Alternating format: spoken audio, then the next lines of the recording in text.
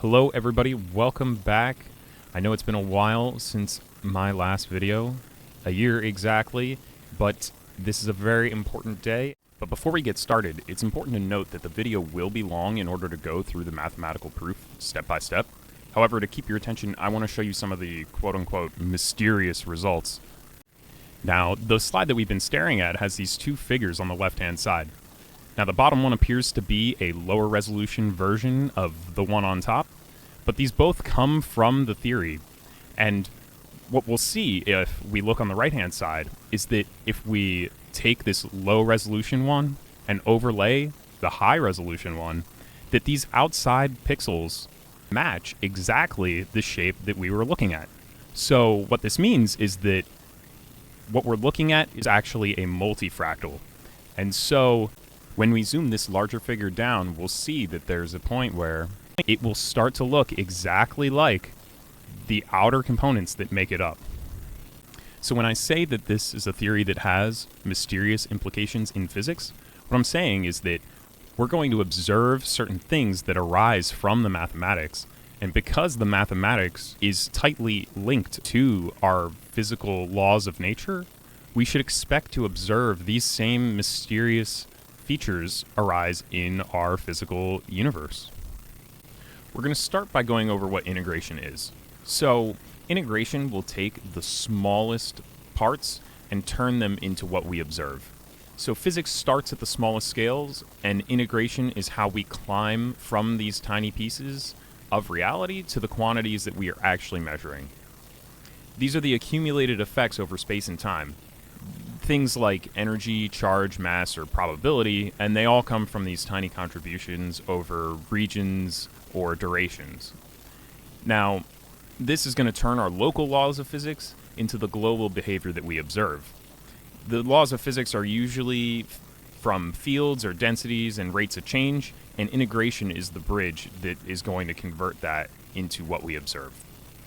This allows us to measure what we can't see directly, and it's going to allow us to turn these rates of change that arise from differentiation and give us quantities that we measure. So what this usually is we take a series of measurements and we approximate what the area underneath the curve would be using something like the trapezoid rule. Now, this isn't exactly the ideal formulation, which would be the integral symbol on the left, but instead we have this summation and approximation using averages in order to get something that's close. Now, when we go to this classical circular integration theory, we're going to have these contour integrals that appear. A contour integral is like the standard integral, only it's going to have this circle at the center, which denotes that it is closed. It's going to have a gamma, which is the contour that we're involved with, which is topologically equivalent to a circle. This function f of z dz is going to represent the function that we're integrating over, but because it's closed and periodic, like a circle, we're going to have a period from 0 to 2 pi when we do our integration, and we're going to use infinitesimal arcs instead to represent the whole motion along the contour.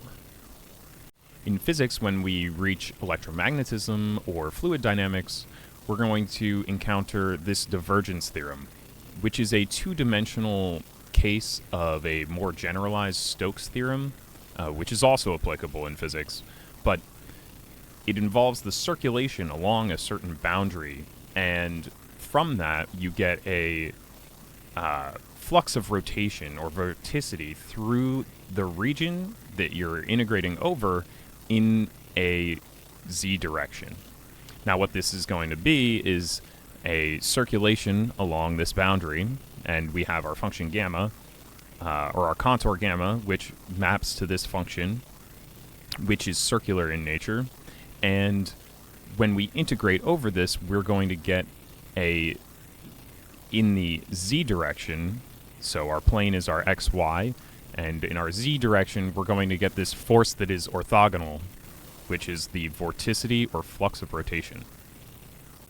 So when we look at this contour gamma, which is the true function that we're integrating over, what we're going to do in practice is take a certain number of discrete measurements. Now, here we have 7 different positions where we can measure, and what we would do is use a Fourier transform to derive something that is close to the original function given by the contour gamma. This will be a collection of sines and cosines of various frequencies, which are the so-called circular functions, because when they combine, they can describe this curve up to a certain level of accuracy given by the number of measurements that we're able to take. So here's another example where we have a harmonic function wrapped around the unit circle in the same sort of way we were just looking at. The unit circle is this red line in the middle, and we can see that we can actually unravel that to get our standard XY coordinate plane. Now, this is in t, which is degrees, but when we take these measurements over time, we can obtain this curve with a certain number of discrete measurements. Here it's 127, and we can use that to do the Fourier transform. The Fourier transform will output a certain number of amplitudes and frequencies. So here we have 3 and 5 as the frequency for these circular functions, and the amplitudes are in front as shown. We have to note that these degrees must be converted to radians because our circular functions require radians. So the periodic nature of this circular function really is based around this single turn that's going on, but we're mathematically dependent on this notion of angle. And so in order to understand that, we'll have to look at the definition of our circular functions. So when we look at these circular functions, there's a couple problems that happen. When we represent them in our computer, when we want it to be a function, what we can do is we can take a Taylor series approximation. However, it'll only be up to a certain degree of this approximation, and it'll almost never be the true value of sine or cosine. So when we look at this 7th degree polynomial for sine of x, what we can see is that outside the domain, it varies wildly. Inside the domain, it's a lot closer to the, true sine function. However, we cannot actually get a true accurate value at most parts of the domain. Now, what makes these the circular functions is this Euler relation where we have sine and cosine components, one being imaginary for sine and the other being real for cosine. These are also problematic because it assumes that the angle theta is continuous in nature. But when we look at these same functions, we can see in this diagram how they're actually related to a circle. And so you have the sine and cosine waves, which end up being an x and y component respectively in this circle picture. What this means is that really the true form of the sine and cosine functions are these linear algebra variants that we have here, where a and b are vectors, and when we normalize them, we get a position on the unit circle. The angle theta and the sine function, they don't actually exist. What exists is these algebraic representations. So there's another form of motion along a circle that we're all hopefully very familiar with, and that is that of an analog clock. Now, when the clock goes all the way around the circle, it's going to complete a cycle and cycle back to the lowest number. So right here we have 9:59, and when the 60-second hand comes across, we're going to go all the way back down to 0, and that will give us 10 o'clock. Now, this is an example of something called modular arithmetic. So we start counting at the 0th minute, but when we get to the 60th minute, that's equivalent to the 0th minute. And when we do that, we're going to then increment the hour. And we do this hour by hour, day by day. We are very familiar with examples of modular arithmetic that come about from our clock and calendar systems. Now, when we talk about modular arithmetic in a mathematical setting, what we'll have is something that's similar to a remainder function. Now, here's a representation where we have 1, 2, 3, 4, and 5, and our modulus is 5 because we have these 5 points along the circle. And when we get back to 6, we're going to say that that is congruent to 1 modulo 5. Now, if we look at this in a different view, we can see that this helix has all these different numbers, and they all map down to the core circle that we've been talking about. So these 5 positions make up a clock, so to speak, modulo 5. Now, we can change our modulus to be almost anything that we want. Unlike our regular analog clocks, which have 12 hours or 60 minutes, those numbers are composite. So when we do modular arithmetic, we're going to stick with prime numbers. Now, 5 and 7 are both prime numbers, but here we can see that this clock with 7 hours is equivalent to 2. If we consider an 11-hour clock, we might call this hour 9, or we could say that it is -2 because it is 2 hours before 0. And when we start to look at things this way, we can see the symmetry between these certain elements going forward and these ones that are going backwards. Now, this notation is more in line with the group theory, which has elements mapped to their additive inverse. So this 1 with a bar over the top symbolizes the fact that if you add 10 plus 1, you get 11, which is equivalent to 0, mod 11. If you add 2 to 9, you get 11, which is 0, mod 11. But it'll be easier for us to keep track of these numbers by seeing that 2 plus -2 is equal to 0. When the numbers get bigger, it'll be helpful to have additive inverses marked with this overline notation. And so when we look at these same numbers mod 7, we can look at this field F7 as -3, -2, -1, 0, 1, 2, 3. And then the next number after 3 would be -3, which is congruent to 4, mod 7. Now, it seems like modular arithmetic is missing from physics, but really you can say that any sort of phase and angle is defined modulo 2 pi, even though pi is a transcendental number. You could also say that electric charge is quantized and lives on a lattice. We have discrete symmetry groups that arise in SU3 and SU2 if you know the standard model of particle physics, and there are more examples of periodic phenomenon in nature, like our orbit around the sun, or a length of a day, the rotation of the Earth about its axis. All of these are examples of a modulus appearing naturally in nature, even though we can't exactly determine a number that goes along with it. The reason we restricted ourselves to the prime numbers when we do our modular arithmetic is so that we can have what is called a field. And this is a mathematical structure which preserves the normal addition, multiplication, and division operations that we expect of our math. If we were to use a number like 12, we would lose the ability to do division in a unique way, but this is preserved in modular arithmetic when we use a prime number. This field here is the finite cyclic field F7. Cyclic is just to denote that we're cycling over the 7 numbers, because if we have an element 0, we can increase each element by 1 until we get back to the original element. These are not the only fields that exist. The rational numbers, or the real numbers, are what most people expect when doing mathematics, where you can just keep adding numbers until you get to a new number that's larger than the previous, or in the opposite direction with positive or negative infinity. There's another type of field that we're interested in, which builds off of the finite cyclic fields that we were just talking about.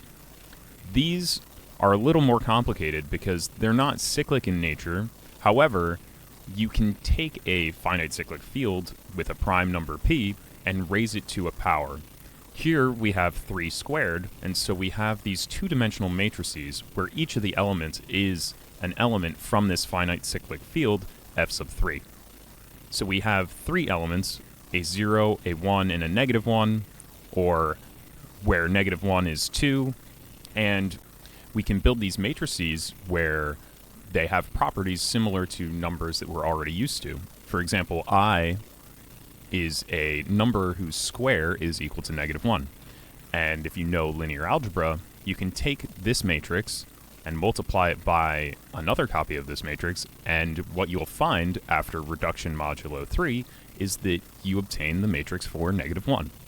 Similarly, all of these elements in this finite field behave as we would expect in the standard complex numbers. And so with all that background out of the way, we're finally ready to revisit the algebraic circular integration. The algebraic theory of circular integration is described in this paper here, and what it starts with is these super Catalan numbers first described in a problem that he proposed. Now, they didn't have a meaning associated with them.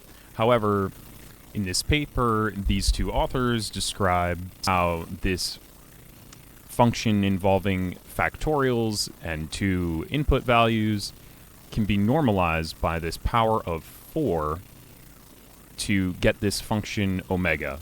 And what they call that is a circular super Catalan number. And from the values specified in this function, you can calculate the value of a circular integral. So what's happening here is that we're achieving circular integration via this functional psi. Instead of using the integral notation, we have the symbol psi, and the subscript is this bold Q to signal that this is over the rational numbers. Now, the parameters are this function in alpha and beta, which are cosine and sine respectively.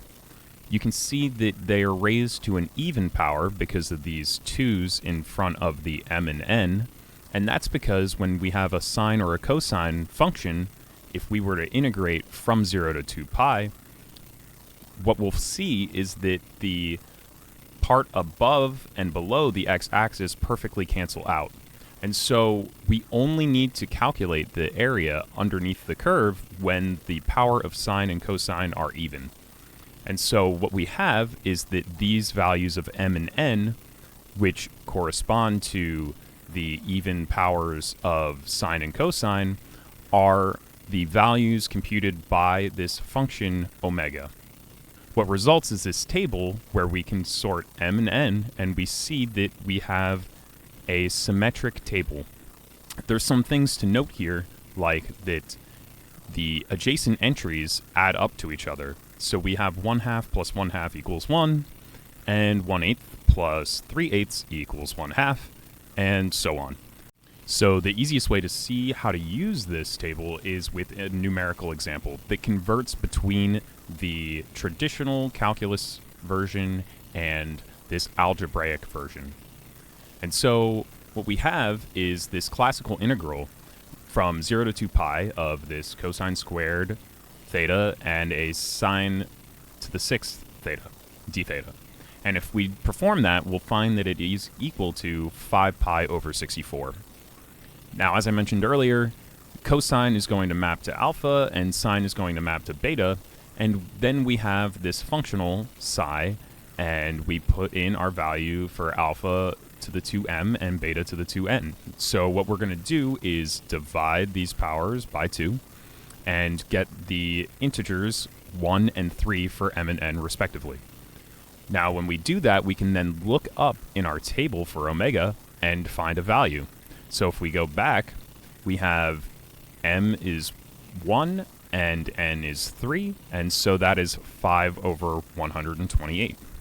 Now, what you'll notice immediately is that 5 over 128 doesn't equal 5 pi over 64. However, this is trivially converted because the factor of 2 pi comes from this integral. So if we divide this by 2 pi, we'll see that we do in fact get 5 over 128. To show that this isn't a coincidence, we can rewrite our cosine and sine function using only powers of cosine. When we integrate by parts, we're going to have these omega functions multiple times, but you'll note that all of the sine indices are 0. When we simplify, we get the same value of 5 over 128, which matches the previous result. Since all of the integration produces a factor of 2 pi, we can just use this fraction when we represent it in a computer and not introduce any rounding errors from the transcendental number. In this next example, we see a form that's common if we use a Fourier transform, where we have all sines and cosines to various amplitudes and frequencies. However, none of them are raised to any sort of power. We can rewrite these using trigonometric identities provided by a Chebyshev polynomial. However, I'm not going to go over how exactly we do that here. When we integrate the function, we'll see that these odd powers of sine and cosine are sent to 0 using the symmetry that I mentioned earlier. When we consider only the even powers, we just need to look up in the table multiple times, and we'll get this expression here to evaluate the integral. Now, when we go back to the original paper, we can see that the authors call this Fourier summation, and they also say that they're able to achieve it over finite fields. However, we've only gone over the standard use case, which would be using the rational numbers. This is because these are similar to our real numbers and are similar to the measurements that we expect and are useful. However, if we keep going, we can see that they describe how to apply this to a more general field. Now, this is not without problem. There is definitely an issue that happens when we go to these finite cyclic fields. What happens is that values produced by the original omega function, when they're converted to an element in the finite cyclic field, they don't apply beyond a certain range. And so they call this range the upper triangular range. However, we'll refer to it as the region of validity. When we look at the tables side by side, we can see that in F13, we have this region where the values are well behaved, called the upper triangular region, or for us, the region of validity, and everywhere else in red, the values deviate from the expected values produced by the Fourier functional for the field F13. What we can note is that when we get to column 7 matches column 1, and column 8 matches column 2, and the same is true for our rows. This is called the periodicity property, and it's important for us to note because in our finite field situation, we can take higher powers of sine and cosine and map them down to an index in the table that we already have. This allows us to represent the entire table in a finite space in memory and look up any values that we need. We're almost ready to get to the interesting results shown at the beginning of the video. However, if you're following along with the proof in the original paper, what we're going to consider the standard geometry or the Euclidean geometry that most people are familiar with, that is going to be referred to as the blue geometry. And the reason they have this distinction is because there's a subtlety that happens whether or not -1 is a square in the finite field. And this has to do with the imaginary unit I, since I squared is -1. I'm not going to get into all of those subtleties, but it's worth mentioning now in case if you're trying to follow this paper yourself. At the end of the paper, the authors do provide a formula for psi sub q in the standard geometry that we expect. This is sort of a half solution, since this is only when -1 is not a square, and this is stated without proof, although in a future paper they do prove the result. Now, this involves the expansion of a polynomial and isn't computationally efficient. However, the result here does work modulo p and is the correct correction factor to the omega function. Now, the rest of the paper goes over supporting evidence and examples that help to give you a means of checking your results. So looking at their last example, they have the standard geometry that we expect, which is what they call the blue geometry, and they have Q is equal to 27, which is the finite field 3 to the third power. When we implement a computer program to generate the results, what we can see is this table on the right. And in the 13th row and 13th column, we have the value 0, which is exactly what they compute using this more explicit method. Now, what we can already start to see is that when we look at this table of values, that there are regions where there are zeros, and they have a sort of triangular shape to them, here and here. And maybe if we look at the values of 2, that there's a pattern there also. Now, if we increase the value of 3 to some prime number like 23, we can see if the pattern continues. And so we have this section of the table from 1093 to 1015, and we see that there's a similar section of zeros that happens. If we look at the values a little more carefully, we can see that the outer part of this section is all the number 21. And along the diagonals, there's a couple of 2s. And so if we highlight both 21 and 22, because our prime modulus is 23, and since 21 plus 2 is 23, which is congruent to 0, mod 23, we can see that a pattern is emerging. But since this isn't the best way to start viewing this data, we can go back to our computer program and change it so that we render each number as an individual pixel in an image. When we do that, we can assign a color value that corresponds to the element from the finite cyclic field, and from there, we can get a better idea of what is going on. So going back to our prime number 3, we can see a few examples of periodic blocks that have been generated for R values greater than 1. Now, you'll notice that in this upper corner is the same seed value that is the table for when P equals 3 and R equals 1. In the first picture, you can see that these triangles still exist. So it's not a matter concerning whether the value R is equal to 3, but as we increase R, we can see that there's something similar going on in each situation. We have these triangles appear, and when R equals 4, there's more of these triangles that still appear. We have blue as -1 and orange as 1. If the pixel is black, then the value is 0. Now, as we keep going up, we have 3 to the 5th power, and 3 to the 6th power, then 3 to the 7th. Now, these look very similar to each other, only it's like we're adding more detail each time we lift to a higher power of R prime. And we can look at higher prime numbers like 5. Here we have elements like 0, 1, 2, 3, and 4.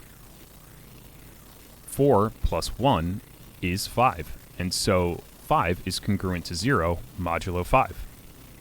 We can increase from 5 squared to 5 cubed, and to the 4th, and we see that there's a similar pattern each time, holding even in 5 to the 5th. Now these images become increasingly large, so as we increase the size of our prime number and increase the size of our exponents, it's harder to keep enough memory to fully render all of these pictures. We can go back to our original table where we had the prime number 23 and look at what that is. So now we have this grayscale version on the left, and we have the elements from 0 to 22 colored differently. Now, the element 21 is colored the same as 2 so that we can see how the additive inverses pair together to make a different pattern. Here we have 21 and 2 both highlighted to outline what ends up being our fractal.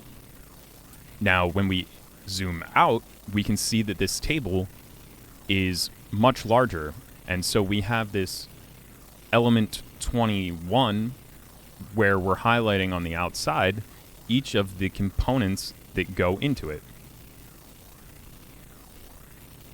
So how we choose to color these cells is completely arbitrary.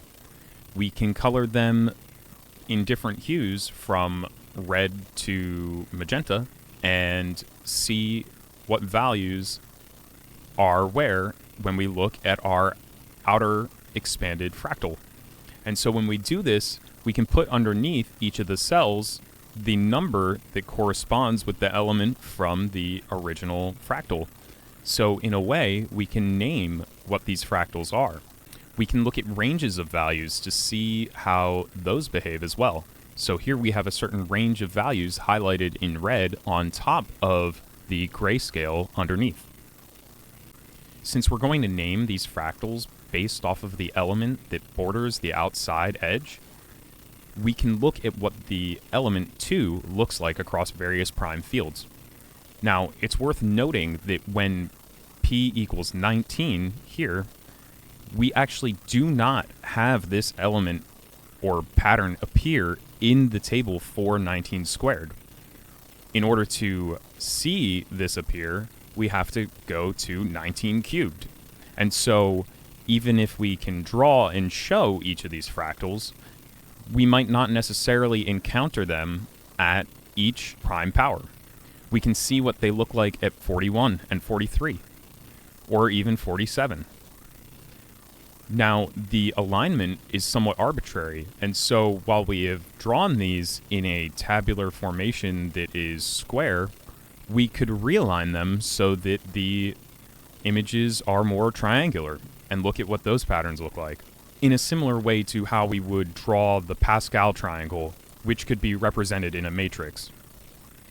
When looked at this way, we can see that this triangle formation is self-similar, and so we have these red ones on the outside, and inside the red one, we have a yellow, which is here, followed by 2 green, a cyan, magenta, and a cyan, and then the last row is the blue, green, green, blue. We can look at different sized fields and apply different colors to them.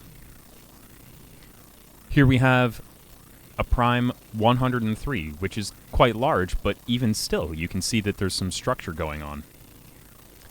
We can color it differently to try and get at this structure, but what happens is that when we use this hue-based coloring, we lose out on a certain level of detail because we have some overlap between colors. Here we have an example from a computer program where we have a colored and uncolored version side by side. You can see in each of the bins for the 47 elements in this field F47, the amount of elements in the fractal. So this allows us to gauge the fractal dimensionality of the multi-fractal. To give us a macroscopic view, we can look at where this element 2 comes from in this table for 23 cubed. Now, here's the outer region where the individual cell highlighted is actually located. But you can note that it is only a small part of a much bigger picture. So when I said at the beginning that there are implications in physics, that happens due to the restrictions that this implies. So we can observe certain periodic properties of a system and deduce that in those cases, a modulus exists, even if we cannot directly or easily observe the value. However, since any modulus will exhibit this similar fractal behavior when r is greater than 1, we should be able to observe this same multi-fractal behavior in nature. Another thing to note is that since the arithmetic within a periodic block causes these regions of zeros to exist in the upper triangle of each of these multi-fractals that we're looking at, we can think of these zeros as being like the nodes in a wave, which don't change in amplitude when the wave is oscillating. This can be a crucial part to the structure of the emergent boundaries that would exist in a turbulent and periodic system. So that's pretty much all there is to say about the topic right now. You should go watch the last video if you haven't seen it. But now we're going to get into the proof which shows that these results are mathematically accurate. Okay, so here we have a preprint, and you can tell that it's not finished because some of the references aren't correctly rendering in this document, but you know, please forgive any errors. You can pause and read any of the text that I have written, but if there are mistakes, just know that it's because this is not quite ready for publication. Now, if we want to go into the solution, we have to start with these circular super-Catalan numbers, which are defined by this rational function, and these two values m and n. And as we went over before, you can plug in those values, get a rational number, and find the equivalent element in the field f sub q. Q is a number p, which is a prime number, raised to some power of r, but the elements will always be mod p when we do arithmetic in this finite cyclic field f sub q. Now, when we move from the rational numbers to the finite cyclic field case, there's a problem that happens. We have this region of validity where our solutions are correct without needing adjustment when we look at just the circular super-Catalan numbers and their respective elements. But there is a region that beyond this boundary where all these values are incorrect, and they need an additional adjustment factor. So here you can see the correct table, and here you can see the table before correction. Now these 4s are in black because they are the correct value, but the adjustment factor ends up being exactly 0 at these values.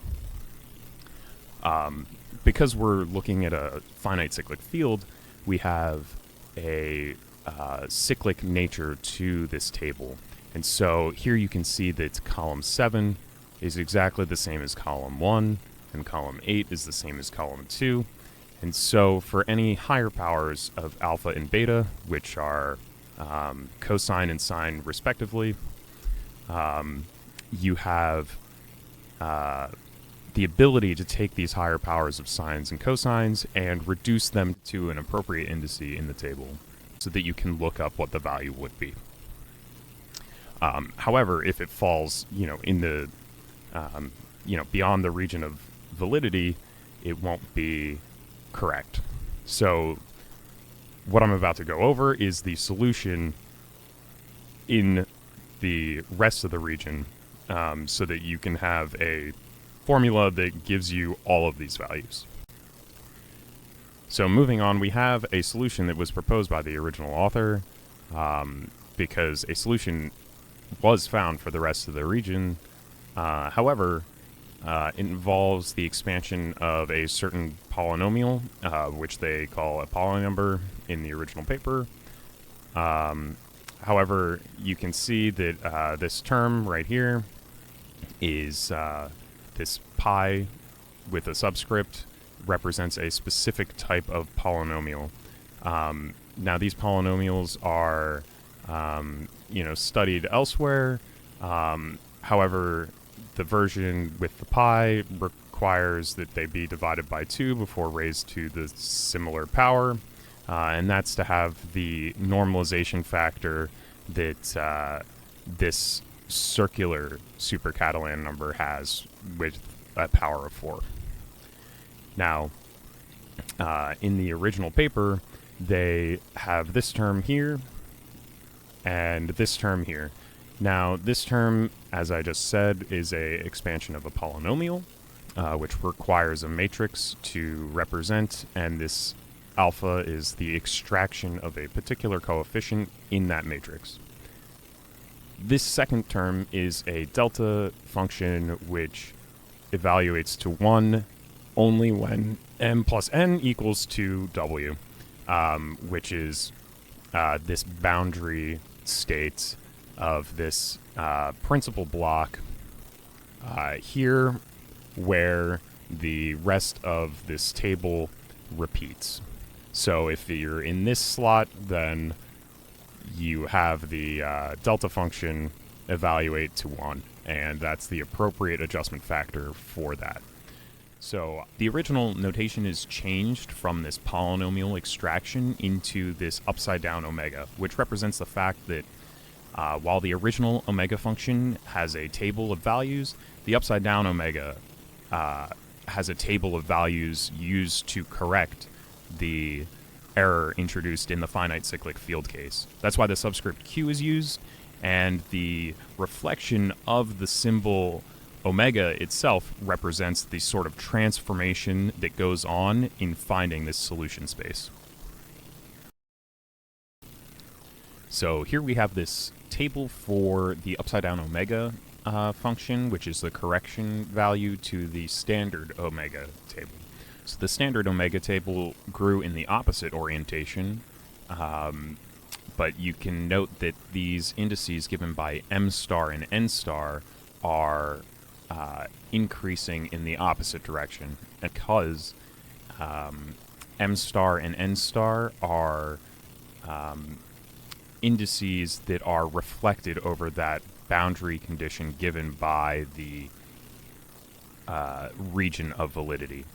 And because we're doing a sort of discrete version of analytic continuation to extend the domain beyond the region of validity, we're going to call this the Thomas transform, meaning twin, to distinguish it from the normal Mobius transformation. The reason the name Thomas, which means twin, is chosen is because each index is paired with another index to achieve the analytic continuation from the first half of the domain into the second half of the domain. One of the things to note is just that these numbers increase as we increase the index for m star and n star, which is in contrast to the standard values for omega, which decreased as m and n increased. So while these are still a rational function and these look kind of similar, they increase as we go over the rationals, but they still map to an appropriate element in the finite field that is then a correction factor modulo p. Because this table is related to the original omega table, it still shares the Pascal-like property, which means that if we take these two adjacent cells and we add them together, we get this cell in the middle. So this main diagonal is the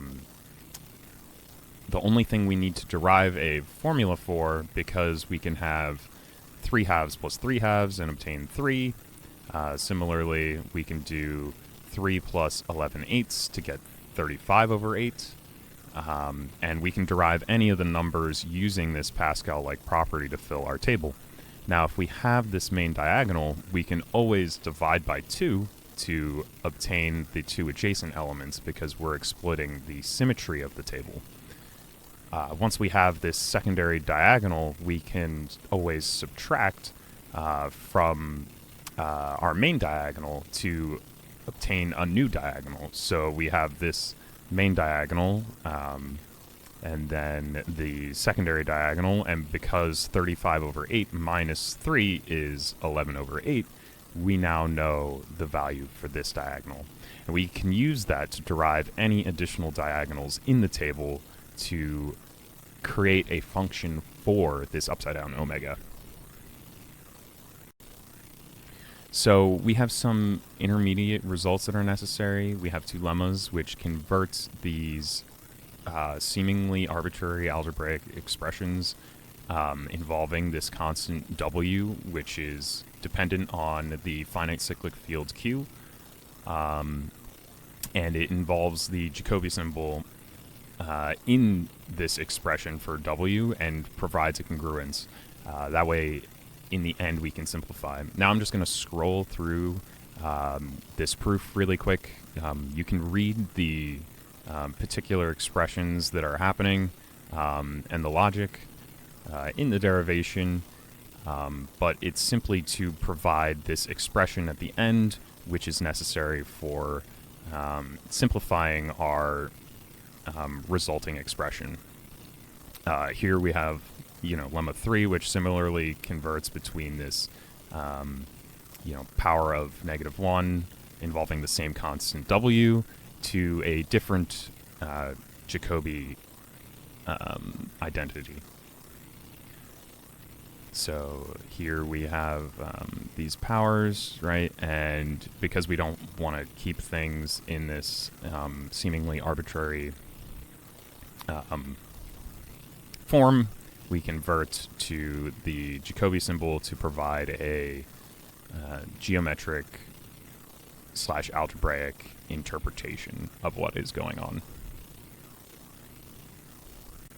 So the most important thing that we're going to do is derive the diagonal entries of this table. So these are the polynomials given by this expansion of this pi, and we're going to extract this coefficient at m plus n plus w. But because w is dependent on whether the field contains the imaginary unit, which squares to -1, we use this Jacobi symbol, and then we can progress by setting m equal to n, which is equal to k, to represent the diagonal entries. So using the difference of squares, we can simplify this polynomial so that we have 1 plus alpha and 1 minus alpha combined to 1 minus alpha squared over 4, all to the power of 2k, and that gives us our polynomial.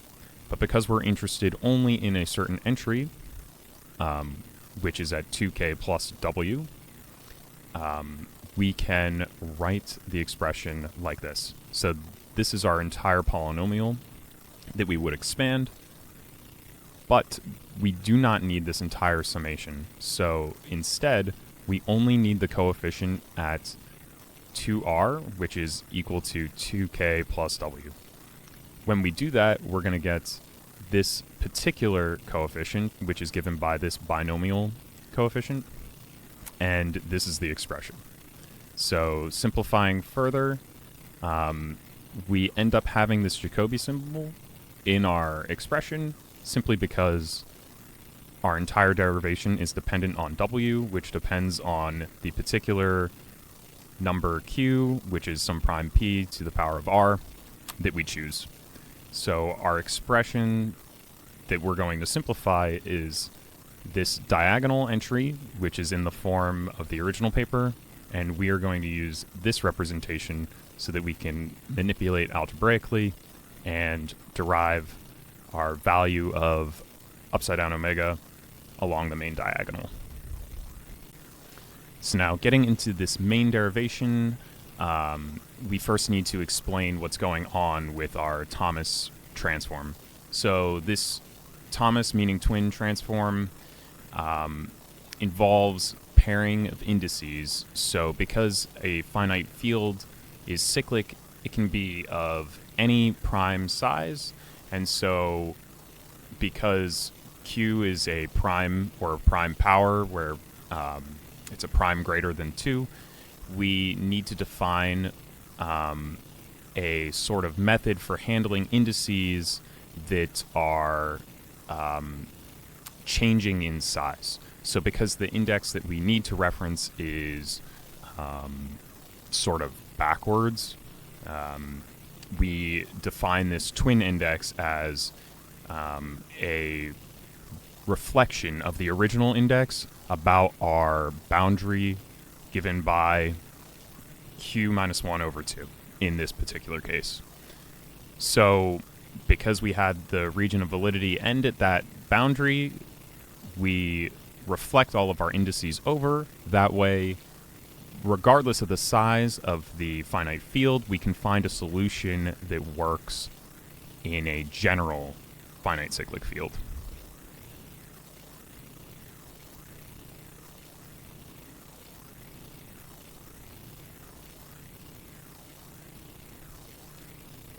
Now, one of the things that we need to do is we need to establish that our solution, which will be given in a prime field P, where the value of R is 1, we need to establish that because the finite cyclic field F sub Q is a field extension of the original field P, we can have...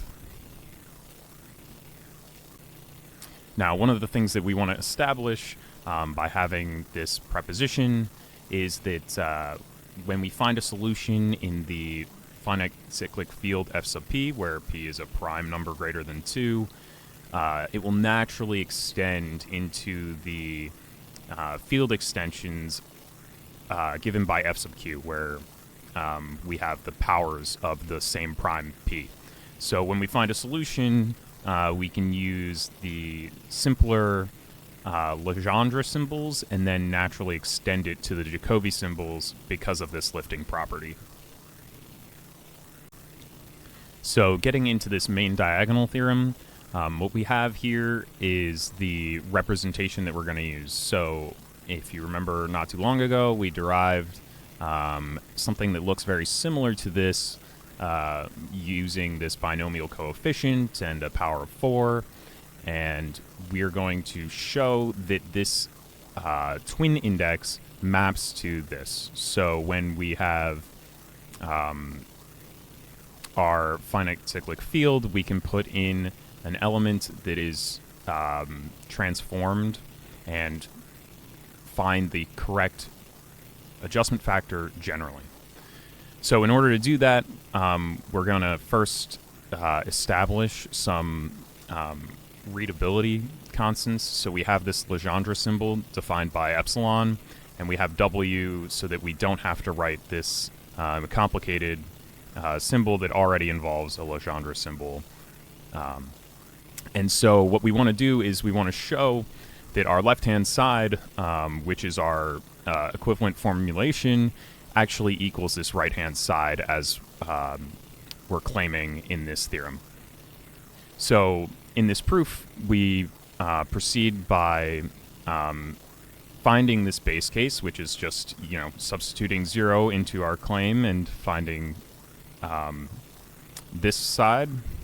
And then we do the other side, and following the algebra, we get that for our base case, where n is 0, and equivalently the transformed index is p minus 1 over 2, we have the equivalents shown.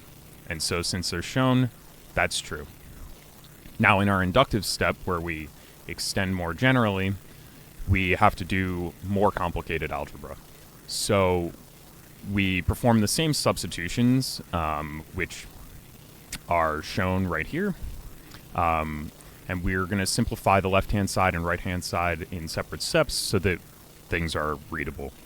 Now, we're going to write this e subscript n to represent this complicated expression here so that we can transform things and solve them later. So we're going to apply this identity given by this step to A, right? So we have this identity for what a binomial coefficient is, and this is a recursive definition. And so we apply the same identity over and over again until, we reach 2n times, and we get this complicated multiplication. Now, we apply this second identity, which applies only modulo p, to simplify our expression. So when we simplify the expression, we obtain this ratio of terms involving this e sub n, which I will remind you is this complicated expression that we substituted earlier. And we get this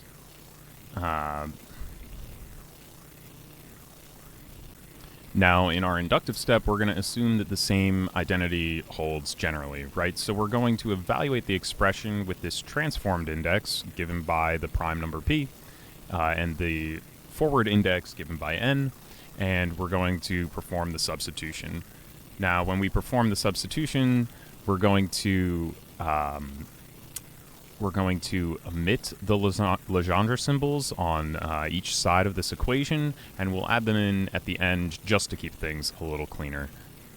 So we're going to also write this e subscript n in order to represent this equation here, which will make the inside of this binomial coefficient a lot simpler when we go to expand it.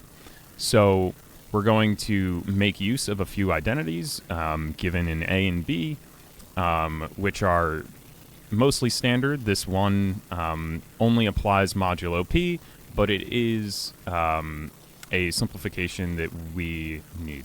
So we're going to apply the first identity here in A multiple times. So we're going to apply it 2n times so that we can get all these factors here, and then get our one factor that's similar to the form given by B, and we can get this expression here. So we're going to simplify this ratio of products and apply a reduction modulo P so that we can get these expressions. Now, when we multiply by 2 n negative terms, we can factor out a -1 to the 2n. Now, this allows us to rewrite everything in this form, but since this has an even parity for any integer, because we have a 2, it's even, and then this will always equal 1. So that allows us to write this as this product of e sub n terms. And since we recognize that that is a rising factorial, we can express that as a different binomial coefficient multiplied by this factorial of 2n. So we're going to simplify the denominator, modulo P, and get this ratio here. So this binomial coefficient is our simplified form, and now we need to substitute in our left-hand side. We have this form here, and on our right-hand side we have this form here. So this is just the expansion of this binomial coefficient using the definition involving factorials. And now we're going to join both of our left and right-hand sides so that we can see what's going on algebraically. And we're going to omit the one Legendre symbol for clarity.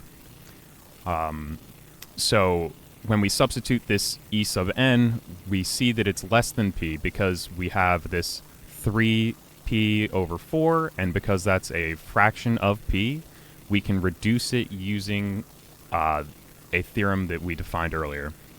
And in that theorem, we have this modular reduction of binomial coefficients, and that allows us to simplify things modulo p so long as our coefficient is less than p. If you'd like to read this theorem, you can see the proof right here. It's niche, so it's not something that's too difficult to prove, but it is useful in this particular situation.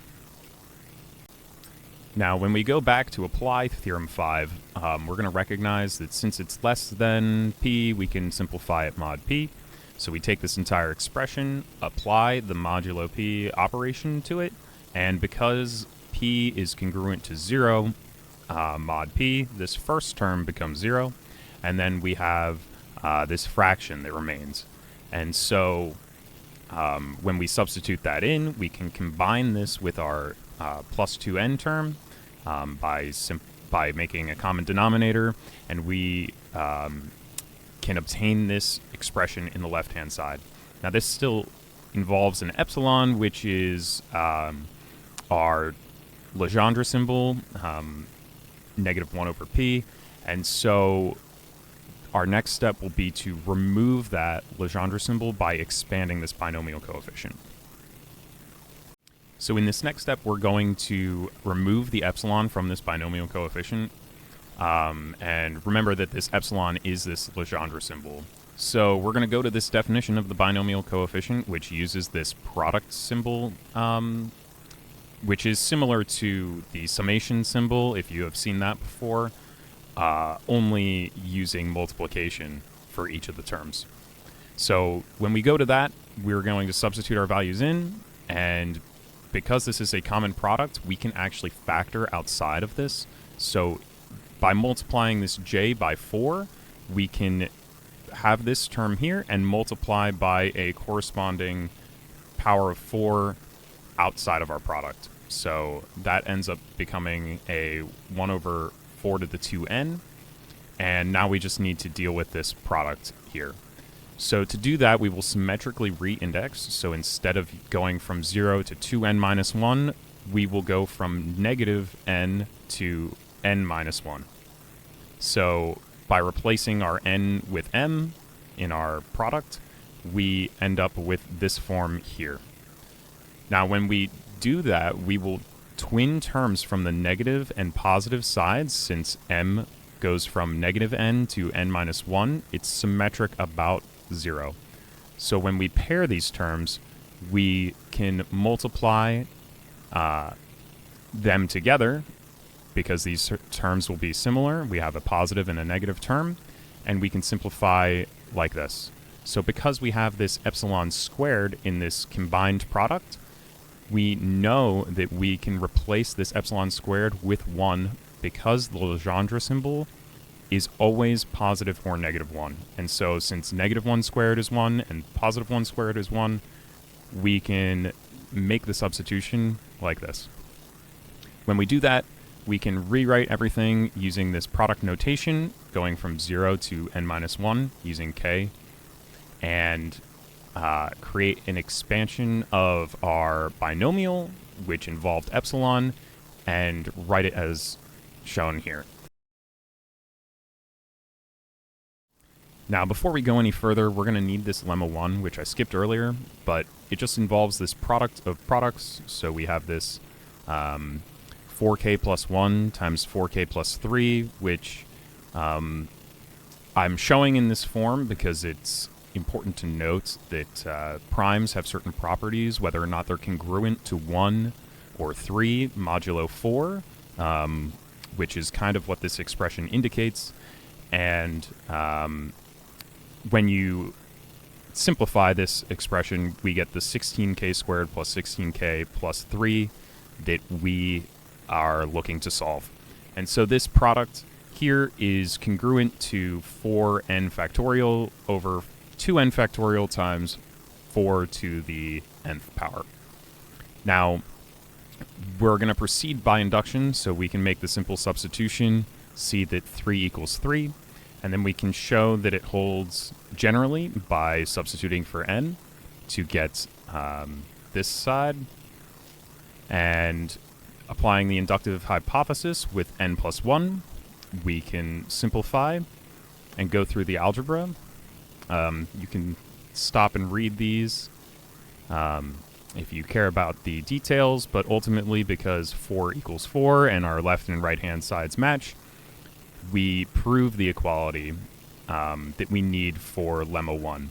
And so because lemma 1 is ultimately this 16k squared plus 16k plus 3 is congruent to this factorial notation, we can then use that result in our proof going forward. Now for this last section, all we need to do is show that our left-hand side and our right-hand sides match. Now we're going to make the substitution using lemma 1 to get our left-hand side looking like our right-hand side involving our factorial terms. So we can do that, rearrange our left-hand side, and we're going to restore the Legendre symbol that we had originally omitted so that we can correctly show that our left and right-hand sides match. When we do that, because these factorial terms and this fraction involving a power of 4 are the same on both the left and right-hand side, it suffices to show that we just need this 2 over p Legendre symbol times this power of negative 1 is congruent to this epsilon, which is the Legendre symbol. Now, we can use lemma 3 and make a substitution for our Legendre symbol on the left-hand side. When we do that, we're going to see that 1 over 4p can combine with our 3p over 4 to get a power of negative 1 involving p. Now when we do that, we're going to write this exponent on the left-hand side as p minus epsilon plus 1 over 2, and then we can just simply apply what epsilon would be, which is the Legendre symbol on the right-hand side, and see that the right-hand side matches the left-hand side. So when the right-hand side is equal to -1, we'll get p minus 0, which is odd for any prime p, since all primes we're considering are greater than 2, and we'll have -1 to an odd power is -1. And since -1 equals -1, this is true. When we apply the right-hand side is equal to 1, we'll get p minus 1, and since that is necessarily even, we'll have this -1 to an even power is 1. And so, therefore, we've shown that the left and right-hand sides are congruent, and because we've done that, our induction hypothesis is true. And so we have our forward index given by k in the form of this Legendre symbol 2 over p times this binomial coefficient is actually congruent to the Legendre symbol -1 over p times this new form involving negative indices, or twin indices. So for the last step of our proof, we just need to lift the result from our finite field f sub p to f sub q so that we can convert the Legendre symbols to Jacobi symbols, which is exactly why we established proposition 1. So because we can do that, we have shown that these two notations are equivalent.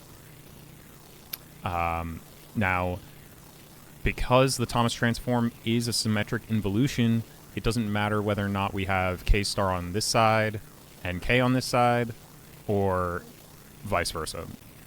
So now that we have the main diagonal, we can use that to fill the entire principal block using the Pascal-like property.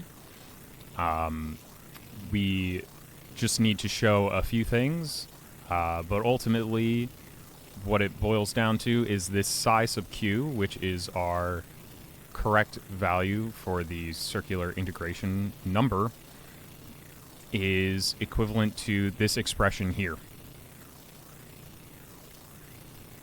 So once you have the main diagonal calculated, you can use that to derive the rest of the principal block for psi sub q, where q is the finite cyclic field given by a prime p greater than 2 raised to the integer power r. And using the Pascal-like property to fill the table and some pre-computation steps for factorials and modular inverses that are needed, you can fill the entire table for the principal block and then use it on demand by looking up the correct index. And this is just going to be faster than computing the indices each time, so this is the preferred way of doing any sort of computation or analysis in this theory. Now that I've established that the table fill algorithm is the preferred way to do any computations, I'm just going to quickly go over a proof that gets the formula for this upside down omega more generally. So we have the main diagonal, which is the upside down omega with these twin indices at k, but we want this form with m and n. So the way we're going to do that is we're going to make this diagonal d0 our principal diagonal, and we're going to derive d1 using the symmetry of this addition by the Pascal property to have the 0th entry of d1 add to become the first entry in d0. So we write that relation like this in equation 1, and from that we can then write a similar equation for the second diagonal using subtraction. So we're going to have, since C0 is equal to B1 minus A1, we can write that as an equation. And now we can use a proof by induction to establish the rest of the diagonals.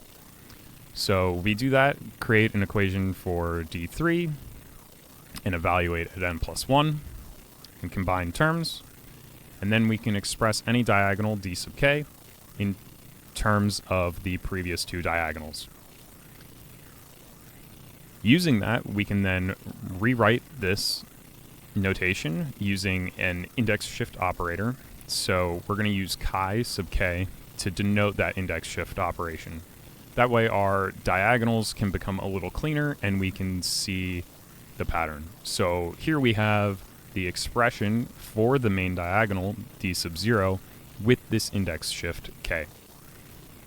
So I'm just going to quickly scroll through this proof that shows that this is the formula for an individual diagonal, and from that we're going to use the diagonals to build a general formula that allows us to have any index m or n and look up the value, or compute the value rather, of the upside down omega function at that particular index.